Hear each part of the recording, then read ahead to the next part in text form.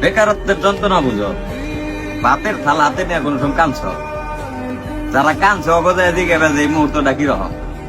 একটা ছেলের কাছে তার দুনিয়া হইলাম তার বাপ মা, সেই বাপ মা যখন তার সাথে খারাপ ব্যবহার করে, যে সারাদিন কি করলি, একটা টাকা আনস না, আর কতদিন এমনি পয়সা পয়সা খাবি, এই কথাটি শুই না যে ছেলে ভাতের থালান হাতে দিয়ে কান্না করছে, ওরে যায় দিকে বেজে এই মুহূর্তটা কিরকম বা কষ্টটা কিরকম। এই প্রেম ভালোবাসার কষ্ট সবকিছু ফেল এই কষ্টের কাছে।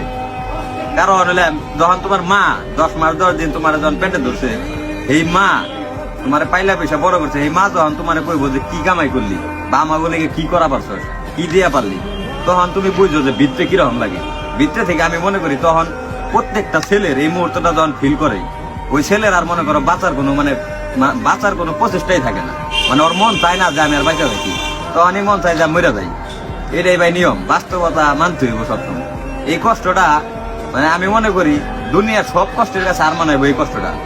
বাপ মা মনে করো এমন একটা জিনিস, না কিছু কম যায় না শোন যায়। মায়ের পায়ের নিচে সন্তানের বেশ, তো মায়ের কি করবো। আর বাপ তো মনে করো পৃথিবী, এত কষ্ট করে বড় করছে, এই বাপরে বা কি করবো। দোষটা মনে করো নিজের দোষ দিন না বাইকের দোষ দিন, ওইটাই করে বোঝাতে পারবো না। মানে আমি চাই যত বেকার মানুষ আছে, যত বেকার ছেলে পেলে আছে, আল্লাহ সবাই রে ভালো একটা অবস্থানে নিয়ে দিক, এই তৌফিক দান করুক। এটা কর্মের ক্ষেত্রে যে কোনো ক্ষেত্রে আল্লাহ সবাই ভালো একটা অবস্থান দান করুক।